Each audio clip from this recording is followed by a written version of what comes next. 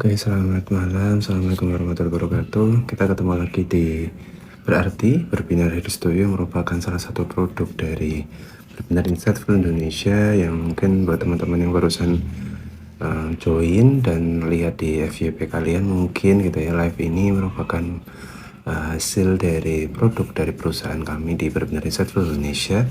Kami adalah sebuah perseroan terbatas yang merupakan perwujudan dari platform di bidang edukasi dan layanan psikologi. Dan jika kalian penasaran gitu kira-kira seperti apa Berbinar Insightful Indonesia, lalu produk-produk kami apa saja, itu kalian bisa banget buat cek di www.berbinar.in gitu, karena kami di sana sudah sediakan sebuah website yang berusaha memberikan media buat kalian semua untuk tahu kira-kira apa saja yang kami tawarkan di Berbinar Insightful Indonesia. Dan beraneka ragam nanti akan saya jelaskan gitu ya sedikit tentang produk-produk dari Berbinar Insightful Indonesia. Intinya kami di sini dalam live TikTok kali ini merupakan produk dari Berbinar Class gitu kan. Kami juga memberikan edukasi dalam berbagai bentuk, baik itu yang mulai dari yang gratis sampai yang berbayar gitu kan. Dan Berbinar Insightful Indonesia ini ya cuma tentang kelas, kami juga punya konseling, dan konseling pun kami juga punya berbagai varian. Dua diantaranya adalah ngobrol bersama peer counselor gitu kan, maupun ngobrol bersama psikolog gitu. Dan masing-masing punya fiturnya tersendiri gitu, dan kalian bisa sesuaikan dengan kebutuhan kalian di Berbinar Insightful Indonesia. Kalau kalian coba cek gitu ya di dalam website Berbinar Indonesia, berkonselor maupun psikolog ini punya kompetensinya masing-masing. Kalian bisa sesuaikan harganya dengan kemampuan finansial kalian tentunya, dan harapannya kalian juga bisa coba itu versi gratisnya yang kami berikan setiap bulan, yang kami kemas dalam produk yang namanya Berbinar for You. Dan Berbinar for You ini kami buat dalam periode yang terbatas gitu ya, dari setiap bulannya ada, tapi memang ada batas waktunya gitu kan. Dan kalau kalian pengen tahu udah selesai apa belum periode promo Berbinar for You atau versi gratisnya gitu, kalian coba langsung cek aja di sosial media Berbinar. Kami punya beberapa sosial media, baik itu Instagram, TikTok gitu. Kalian bisa cek di search bar kalian di masing-masing aplikasi, ketika aja berbinar.in, atau juga kalian bisa cek di LinkedIn di Berbinar Insightful Indonesia, maupun di X kami di psikologi diri gitu kan. Kami selalu berusaha untuk kasih apa yang dibutuhkan oleh masyarakat itu. Kami juga sesuaikan dengan kebutuhan dan kemampuan bayar kalian semua tentunya itu. Kami punya berbagai produk mulai dari yang murah sampai yang premium gitu. Dan tentunya selain itu kami juga punya produk yang namanya Berbinar Psikotes gitu kan. Mungkin kalian yang baru tahu juga gitu tentang layanan psikotes, kalian perlu cek gitu kan. Di sana ada berbagai macam layanan psikotes, mulai dari tes yang bersifat individual untuk cek kira-kira kadar stres kalian seperti apa, kalian pengen tahu level depresi kalian, kalian pengen punya sebuah informasi yang membantu kalian untuk bisa konsultasi gitu kan. Tentu diawali dengan data terlebih dahulu. Kalian pengen punya data yang terlebih dahulu sebelum kalian konsultasi. Kalian bisa coba cek di sana berbagai macam layanan tesnya. Ada tes kepribadian, ada tes intelijensi gitu kan, tes IQ gitu ya kan, bisa cek di sana. Atau sampai ke layanan-layanan yang bersifat pendidikan gitu. Misalkan kalian ingin tahu kemampuan, bakat dan minat kalian, kalian bisa juga tahu kira-kira kalau kalian masuk SMA itu, atau mungkin kalian masuk persiapan masuk kuliah. Ini kan sekarang lagi musim-musimnya kuliah untuk mahasiswa baru. Kalian penasaran kalian kira-kira cocoknya masuk di jurusan apa, di program studi apa, baik itu kalian sudah SMA kelas 2, mungkin kan juga penasaran kira-kira lebih cocok masuk IPA atau IPS. Dan setelah lulus dari SMA, kira-kira saya lebih cocok untuk masuk di jurusan apa. Mungkin kalian yang sudah terlanjur masuk di IPA, ternyata kalian seiring berjalannya waktu punya passion di bidang sosial, yang mungkin kalian ngerasa kalau saya di IPA apa masih mungkin ya buat masuk di IPS gitu kan. Untuk masuk prodi-prodi yang berurusan dengan IPS apakah masih mungkin. Nah, kalian bisa coba cek dulu kalian punya potensinya enggak, apakah minat yang kalian miliki di bidang-bidang tertentu itu memiliki kesesuaian dengan bakat yang kalian miliki gitu kan.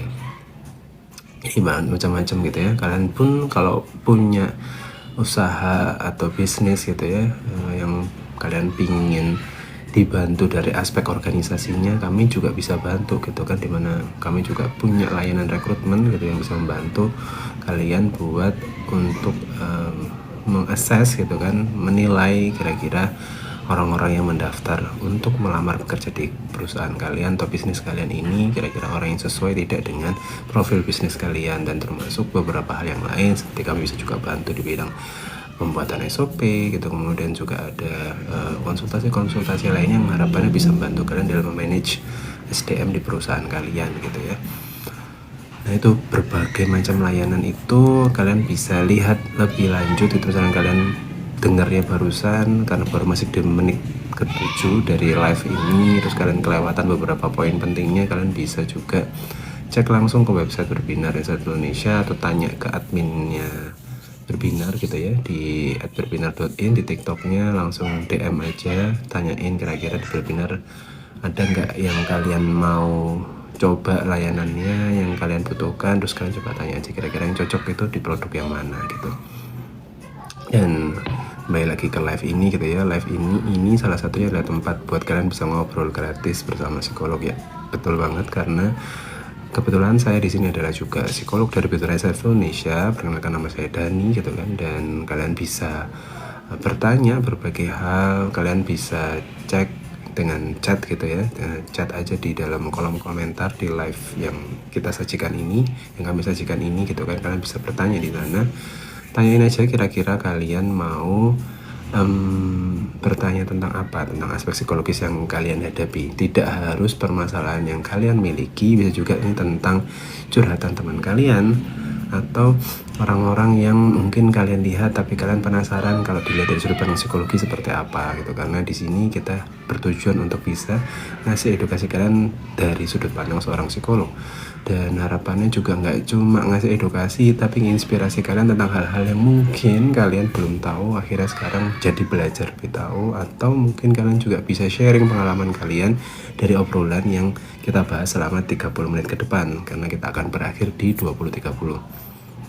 Jadi mumpung saya belum memulai buat sesi tanya jawabnya, kalian boleh mulai tulis aja pertanyaan kalian di kolom komentar atau sharing pengalaman kalian di sana gitu. Nanti saya coba komentari, saya coba jawab dengan sudut pandang seorang psikolog gitu. Dan harapannya nggak cuma ngobrol di sini, kalian juga bisa ikutan dapat tambah wawasan, inspirasi orang lain. Dan jangan lupa kalau mau mencoba membahas orang lain di luar diri kalian, tentu jangan lupa buat untuk tidak menyebutkan identitasnya, mungkin bisa pakai inisial atau tanpa menyebutkan nama, supaya kita semua tetap dapat inspirasi ilmu yang bermanfaat tanpa harus membicarakan orang lain yang mungkin itu bukan wilayah kita, tapi kita ingin ngebahasnya dari sudut pandang keilmuan gitu.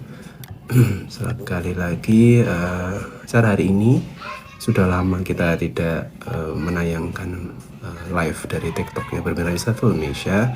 Jadi manfaatkan kesempatan ini sebaik-baiknya. Harapannya sih tiap minggu kita ada gitu ya, tapi tentu disesuaikan juga dengan kemampuan kami secara teknis gitu kan, sehingga kalau nanti misalkan belum berkesempatan terjawab pertanyaannya, kalian sudah mencoba memberikan pertanyaan, kalian bisa simpan pertanyaan buat ditanyakan di episode selanjutnya gitu. Karena mudah-mudahan setiap hari Minggu jam 8 malam acara ini akan tetap ada gitu. Seperti itu. Jadi kita coba buat sapa-sapa dulu teman-teman yang sudah bergabung. Ada Kak Aceh, selamat malam. Terima kasih sudah bantu like, dan ada beberapa teman-teman yang lainnya seperti Kak Ella Handayani, selamat malam. Ada juga Kak siapa ini, ada Kak Nanao, selamat malam. Kak Widayati, ada juga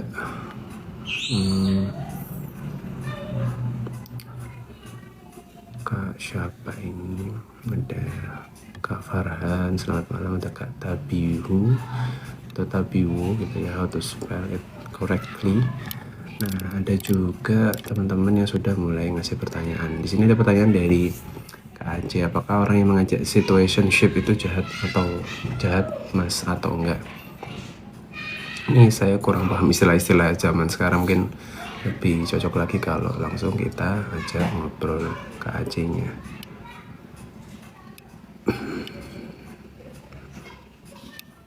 Coba saya invite Acehnya buat ngobrol bareng sama kita.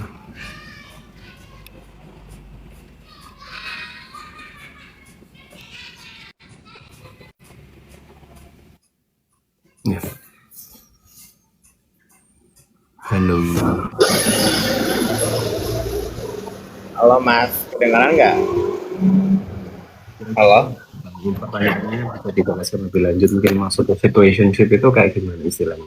Oh enggak sih Mas, sebenarnya istilahnya banyak banget. Jadi ini sebenarnya sih bukan pengalaman saya, cuma teman saya itu kan cerita kan. Ini kan bukan ngomongin orang ya, cuma kayak kalau dalam psikologi ini itu jahat nggak sih gitu kan. Nah situationship itu gini loh Mas, kayak kan teman saya dekat sama orang nih, ya dekat-dekat lah. Nah orang yang di dekat teman saya tuh kayak menanyakan what are we, kita ini apa gitu kan. Nah teman saya itu kan apa ya, kayak dia tuh belum komitmen di hubungan tapi kayak ya flow aja gitu loh, kayak ketika deketin orang gitu kan. Nah ketika orang itu menanyakan hal itu, teman saya jawab ya gimana kalau ya kita situationship aja deh segala macem. Nah akhirnya orang yang di deket teman saya itu akhirnya setuju gitu loh. Nah setelah itu orang yang di deket teman saya bilang ke teman saya, ternyata situasi itu tuh enak ya, kita nggak terlalu terikat, tapi ketika kita lagi butuh sama-sama itu kayak kita saling ini loh, kayak orang pacaran segala macam gitu loh. Nah menurut saya itu kayak situationship itu jahat, atau maksudnya kayak dalam arti kan ketika kita deketin seorang, kalau kita belum komitmen lebih baik nggak usah dong, nggak usah kayak terlalu dalam segala macam, kayak ya udah sebatas teman gitu. Tapi di dalam kasus ini tuh kayak pengen dekat, tapi ketika lagi boring atau segala macam ya udah kayak kita tuh kayak teman biasa ya, tapi ketika lagi butuh ya saling sharing segala macam gitu loh Mas. Itu ini sih ya fenomena yang sering terjadi sekarang ya, selain HTS dan teman-temannya seperti itu Mas. Oke, terima kasih penjelasannya. Mudah-mudahan ini juga bisa dipahami ya sama teman-teman lainnya. Karena beberapa istilah gitu kan itu mungkin hanya dipahami oleh segmen tertentu gitu, sehingga kalau kita coba jawab dengan sudut pandang saya sendiri yang mungkin kurang memahami apa yang dimaksud oleh yang bertanya, kurang fair gitu, sehingga saya harus coba buat asking for open microphone untuk bisa menjelaskan apa yang ditanyakan. Dan itu juga yang kita lakukan di Perhimpunan Riset Indonesia untuk menangani sebuah permasalahan. Tentunya seorang psikolog atau peer counselor tidak bisa menggunakan sudut pandang pribadinya, tapi kita harus menggunakan sudut pandang yang lebih objektif gitu ya, untuk bisa memahami suatu permasalahan sampai di titik tertentu. Bahkan jika klien meminta untuk diberikan solusi, maka kami juga akan mencoba untuk melihat dari sudut pandang yang objektif, bukan sudut pandang personal yang subjektif yang berdasarkan personal experience, tapi kita coba jawab menggunakan aspek keilmuan gitu. Jadi pun seperti yang kita lakukan sekarang di live TikTok yang Perhimpunan Riset Indonesia, saya coba pahami terlebih dahulu gitu apa yang dimaksud oleh Kak Aceh sebagai penanya gitu kan, dan apakah kita punya kesamaan pemahaman gitu kan. Dan ternyata memang ini hal yang baru menurut saya gitu ya, tentang istilah situationship gitu kan. Dan kalau ngomong situationship, sebenarnya kondisi semacam ini dulunya mungkin ada gitu ya, di era sebelum teman-teman yang zaman now Gen Z dan segala macam ini, mungkin dulu juga sudah ada situasi-situasi hubungan yang seperti diceritakan oleh Kak Aceh itu. Namun mungkin untuk pengistilahannya, penggunaan istilahnya, pilihan kata-katanya, mungkin hari ini, saat ini, di zaman ini mungkin lebih digunakan bahasa-bahasa yang mudah untuk digunakan dan lebih dipahami gitu. Dan ngomongin tentang yang diceritakan oleh Kak Aceh barusan gitu kan, bahwa situationship itu bisa jadi hal yang bisa jadi disepakati oleh kedua belah pihak dan bisa jadi bukan sesuatu yang disepakati oleh kedua belah pihak.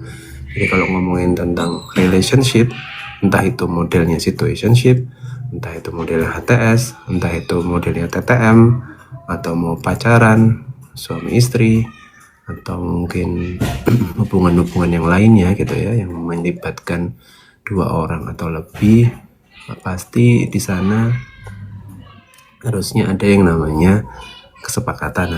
Kesepakatan itu merupakan bentuk real dari yang namanya istilahnya komitmen gitu kan. Dan komitmen ini kalau sudah berupa komitmen gitu, maka harusnya sudah melibatkan kedua belah pihak dalam mewujudkan komitmennya. Maksudnya tidak mungkin suatu komitmen itu hanya disetujui satu pihak saja, dan kalaupun salah satu pihak akhirnya mungkin merasa dirugikan atau mungkin tidak dilibatkan dalam proses diskusi sebuah komitmen, maka seharusnya relationship itu akan timpang sebelah atau berat sebelah, yang akhirnya biasanya akan berujung kepada hubungan-hubungan yang mungkin teman-teman semuanya Gen Z sering istilahkan sebagai toxic relationship itu kan. Mau bentuk relationshipnya apapun, kalau memang akhirnya relationship itu timpang sebelah, hanya berat sebelah, hanya menguntungkan salah satu pihak dan merugikan pihak yang satunya,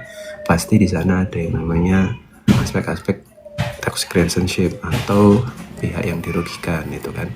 Nah, lalu situationship semacam ini gitu kan, memang jika terjadi dalam hubungan pertemanan atau hubungan sosial di antara kalian semua, tentunya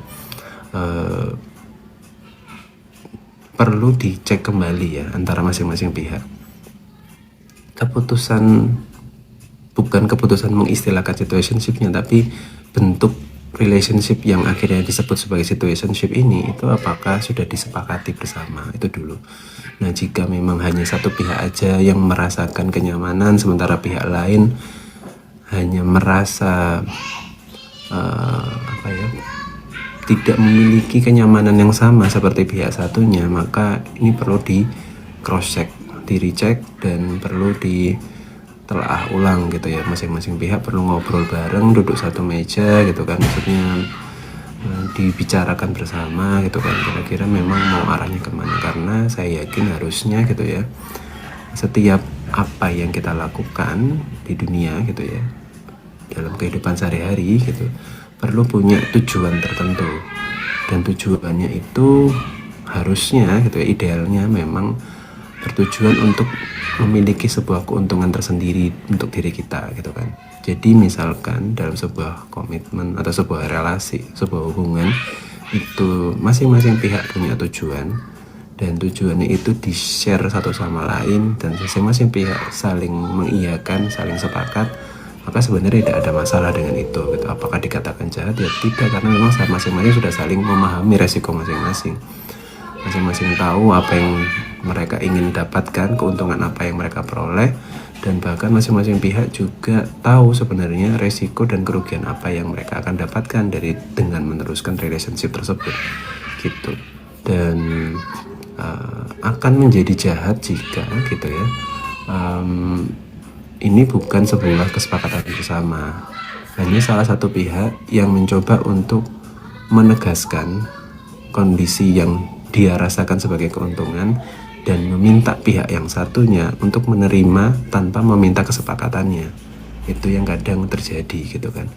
Kebanyakan orang mungkin merasa untuk mengiyakan sesuatu, being a yes man, atau menjadi orang yang tidak bisa menolak gitu kan, karena dia merasa ya kalau dia kehilangan orang ini nanti dia akan dapetin kerugian tertentu gitu kan, atau dia menjadi nggak punya teman, atau dia merasa terancam bahkan, atau ada aspek-aspek bullying di dalamnya, ada aspek-aspek aversif, kekerasan di dalamnya, ada proses terancam di dalamnya. Itu yang mungkin membuat orang-orang ini masih terus mau berada dalam relationship yang timpang sebelah seperti itu, toxic relationship gitu kan. Maka pun yang namanya sebuah hubungan harusnya tadi seperti saya bilang di awal, harusnya ada keuntungan yang diperoleh masing-masing dan keuntungan itu setara gitu kan, karena masing-masing orang yang berhubungan itu harusnya berada dalam posisi yang setara,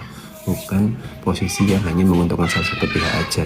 Jika ada salah satu pihak yang memiliki keuntungan tidak sama levelnya seperti pihak yang satunya atau bahkan malah dirugikan, maka ya ini udah menjurus kepada situasi yang mungkin dianggap sebagai jahat untuk satu sisi aja gitu kan, atau mungkin sekarang lebih sering diistilahkan sebagai toxic relationship gitu. Jadi mungkin coba untuk di cross check kembali ya, karena masing-masing pihak yang paling tahu kira-kira ini mengarah kemana hubungannya, keuntungan apa yang diperoleh, resiko apa yang akan didapat dari relationship yang terus berjalan gitu kan.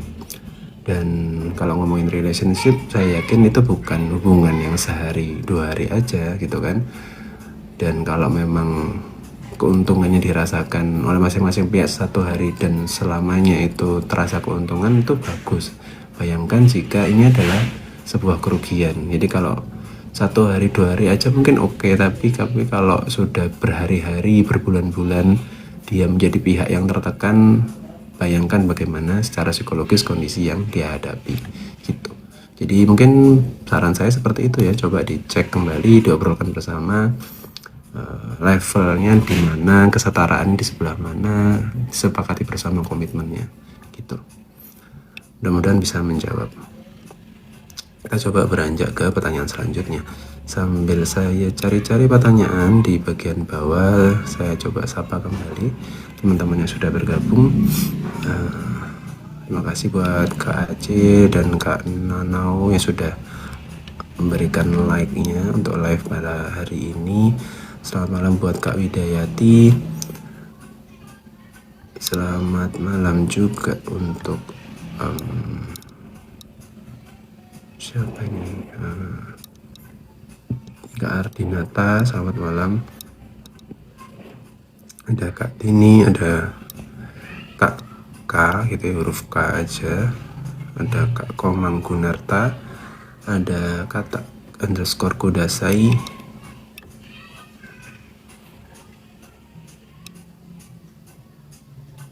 oke, ada Kak Adam CR, ada Kak Dindah RYL. Selamat malam buat Kak Du2T titik. Ada juga ya, ini kita coba jawab pertanyaan kedua dari Kak Nana A2O2 Nanau gitu ya. Kak, apakah kita boleh membantu orang yang memiliki gangguan mental seperti ADHD? Ya sangat dibolehkan pasti ya. Enggak, sekarang bantuannya seperti apa? Jadi kalau ngomongin tentang, tadi kita membahas tentang kesetaraan gitu ya, ketika hubungan gitu kan, termasuk berhubungan sama orang lain pun itu juga sebenarnya bagian dari relationship, social relationship gitu kan, hubungan sosial, sosial, aktivitas sosial gitu kan, maksudnya pasti ada yang namanya keterikatan dan hubungan gitu kan, meskipun di sekitarnya ada boundaries yang namanya norma sosial gitu kan. Nah, pun sama orang yang tidak kita kenal ataupun yang kita kenal, baik itu orang yang kita kenal maupun yang tidak kita kenal, punya kekurangan gitu kan, atau punya kondisi tidak sehat, kemudian kondisi yang kurang mampu gitu kan, atau sakit gitu kan, itu maka mostly dalam norma sosial kita diminta untuk bisa membantu gitu kan. Nah,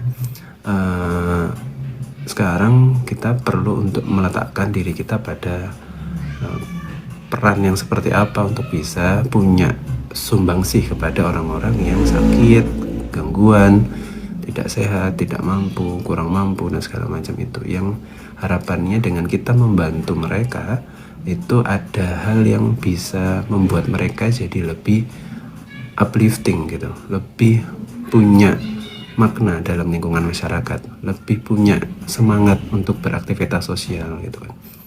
Nah, kalau memang kondisinya adalah permasalahan finansial, mostly kita akan memberikan sumbangan gitu kan, dalam bentuk finansial juga. Kalau permasalahannya dalam bentuk aktivitas sosial apa yang mungkin kita bisa lakukan. Mungkin kita bisa kalau di lingkungan masyarakat sekarang lagi masa 17-an gitu kan, ya mungkin untuk bisa membantu lingkungan supaya lebih bersih kita seharusnya melakukan kerja bakti gitu. Nah sebenarnya kurang lebih seperti itu, tapi jangan lupa letakkan diri kalian teman-teman semuanya ke dalam pemahaman seberapa besar dan kompetensi kalian seperti apa gitu kan. Kalau kita ngomong tentang orang dengan gangguan psikologis, entah itu ADHD, entah itu apa itu namanya autism gitu kan, atau kalian mau bantu orang dengan skizofrenia gitu, atau mungkin kalian juga mau bantu orang-orang atau teman-teman kita yang punya permasalahan dengan borderline personality disorder, narcissistic personality disorder yang mungkin kalian istilahkan sebagai NPD, atau mungkin ada beberapa kondisi di mana orang juga punya masalah depresi, stres gitu, kemudian dan beraneka ragam permasalahan-permasalahan kepribadian lainnya termasuk split personality gitu kan. Ada caranya tentu saya yakin, dan mungkin cara yang paling mungkin saat ini kalau kita ngomong tentang sosial media adalah ya kita jangan memperburuk beban yang dimiliki oleh mereka. Setidaknya kita tidak spread out the negativity gitu kan. Kita tidak perlu ikut membuat situasi lebih buruk dengan repost hal-hal yang itu membuat permasalahan mereka jadi lebih parah di lingkungan masyarakat gitu. Misalkan dengan menunjukkan mereka sedang dalam kondisi yang sulit atau apa, tapi tidak harus dengan publikasi yang masif. Mungkin kita juga bisa membantu gitu. Mungkin dengan cara-cara yang lain, tidak perlu menyebutkan nama, tidak perlu menampilkan foto dengan mengebur identitas wajahnya. Itu mungkin dengan itu kita bisa tetap membantu. Mungkin kita bisa berbagi donasi sosial tanpa harus membuat dia dikenal sebagai orang dengan permasalahan tertentu gitu kan. Mungkin seperti itu kalau kita ngomong tentang finansial. Tapi kalau secara lingkungan sosial yang non finansial gitu, apa yang bisa kita lakukan gitu kan. Ya jika memang orangnya di dalam titik tertentu meminta bantuan kepada kita, lalu kita bisa membantu mencarikan layanan-layanan khusus yang mungkin itu bisa sesuai dengan apa yang mereka butuhkan gitu kan. Kalau memang orang yang bersangkutan itu ADHD itu kan attention hyperactivity deficit disorder gitu kan, attention deficit hyperactivity disorder gitu kan. Jadi kurangnya atensi dan hyperactivity gitu kan, intinya ada di sana gitu kan. Jadi jangan ikut untuk ngejudge gitu ya, jangan ikut untuk membuat mereka jadi kelihatan yang paling bawah di antara kasta sosial kita. Tidak perlu ikut-ikutan ngejudge bahwa dia itu hiperaktif atau apa yang mungkin membuat dia jadi lebih tertekan gitu kan. Even though mungkin kamu merasa dia nggak dengar kok dia atau apa, ya saya yakin pasti di lingkungan sekitarnya juga ada keluarganya gitu kan. Dan jika keluarganya atau orang yang mengenal mereka tahu ada orang yang memberikan label negatif kepada orang-orang dengan gangguan psikologis tertentu, saya yakin bukan cuma si pasien atau si orang dengan gangguan tertentu ini yang merasa diberikan kesan negatif di masyarakat, tapi pasti keluarganya juga akan merasakan kesedihan yang serupa gitu kan. Nah itu salah satu caranya. Jadi apa yang kamu lakukan tidak harus selamanya sesuatu yang mahal, punya nilai finansial yang tinggi atau apa. Hal-hal sederhana dengan membantu tidak semakin memperparah labeling yang dilakukan orang-orang di sekitar gitu kan. Tidak ikut-ikutan mengejek, tidak ikut-ikutan mengejudge menggunakan pemahaman yang seadanya, itu sudah sangat membantu gitu kan. Jika kalian tidak paham itu apakah benar-benar ADHD atau bukan, juga jangan ikut-ikutan sok-sokan bilang ADHD, karena ngomongin tentang ADHD, autisme, kemudian gangguan-gangguan yang beraneka ragam sekarang kalian bisa cek dengan mudah di internet dan sosial media, itu hanya bisa disebutkan dan cocok disebutkan, didiagnosis oleh mereka yang punya kompetensi di dalamnya. Siapa mereka gitu kan? Mereka adalah psikolog dan psikiater gitu kan. Karena secara kompetensi, secara capabilities mereka punya itu gitu kan. Mereka tahu ilmunya, mereka tahu caranya, metodologi diagnosisnya sudah sesuai dengan keilmuan yang objektif gitu kan, sehingga harapannya jauh lebih akurat dan valid kalau mereka yang bilang. Dan pun kalau mereka bilang tentang kondisi seseorang, itu bukan buat konsumsi umum gitu kan, itu hanya konsumsi untuk pasien, klien yang mengalami gangguan dan keluarga yang punya wewenang atas informasi tersebut. Jadi kita sebagai orang terluar atau orang yang tidak ada relasi dengan mereka yang dengan ADHD, tentu kita harus berlaku bijak gitu ya teman-teman semuanya. Mudah-mudahan ini bisa jadi inspirasi yang cukup buat teman-teman semuanya tentang kondisi-kondisi yang dihadapi oleh teman-teman di sekitar kita atau lingkungan yang kita tidak kenal, bahkan yang mereka bermasalah dengan masalah psikologis gitu kan. Karena ini tidak mudah buat mereka, apalagi buat keluarganya. Karena mereka mengontrol dirinya aja mungkin perlu bantuan orang lain dan orang di sekitarnya, orang tuanya, keluarganya. Pasti juga tidak mudah untuk menghadapi social pressure di sekitarnya, penerimaan lingkungan, bagaimana cara orang lain memandang. Saya yakin banyak sekali kalau mereka berjalan di tempat-tempat publik, di mall dan segala macam, pasti akan banyak sekali mata tertuju ke orang-orang ini gitu kan, karena mungkin secara fisik akan kelihatan berbeda, perilakunya berbeda, dan ya itu bukan salah mereka gitu kan, itu bukan keinginan mereka untuk menjadi seperti itu gitu kan. Mereka terberi dengan situasi tersebut dan mereka juga ingin menjadi normal. Jadi bukan tugas atau bukan hak kita untuk memberikan pandangan yang membedakan kepada mereka, karena mostly kita masih terbiasa untuk merasa itu sebuah hal yang kurang normal gitu kan. Padahal sebenarnya ya itu bagian dari orang yang sedang punya masalah, dan kita semua punya masalah. Kalau kita punya masalah, kita dipandang remeh, dipandang berbeda, dilihat dengan sorot mata yang berbeda, saya yakin juga kita semua tidak akan mau diperlakukan seperti itu. Nah, itu jadi salah satu cara untuk bisa membantu teman-teman kita yang sedang terkena gangguan mental, gangguan psikologis, dan apapun itu yang terkait dengan psychological disorder gitu ya. Teman-teman itu bisa menjawab gitu kan, dan kebetulan kita sudah di menit ke-33, yang artinya kita ada di akhir acara dari Berarti Berbicara dari Studio. Sebelum saya tutup, saya coba sapa lagi untuk terakhir kalinya teman-teman yang barusan bergabung di sini. Selamat malam juga buat tadi ada Kak Alfani 73, selamat malam. Ada Kak Tini, Kak Suari, selamat malam semuanya. Kak Lady 812, Kak Co, ada Kak Aldo Hador, ada cowok Green Flag, ada Kak Bu Yudi 55, ada Nuryanto HW, ada Kak Rudi Bodong, ada juga Kak Lala, selamat malam, terima kasih sudah like the live. Kak Utami _ Teresia, Kak Sri Ardasari, ada juga teman-teman lainnya yang udah bantu repost, reshare, like, dan kasih tap love. Terima kasih banyak. Acara hari ini tidak akan bisa berjalan tanpa ada support dari kalian semua. Terima kasih. Kami dari Perhimpunan Self Indonesia mengucapkan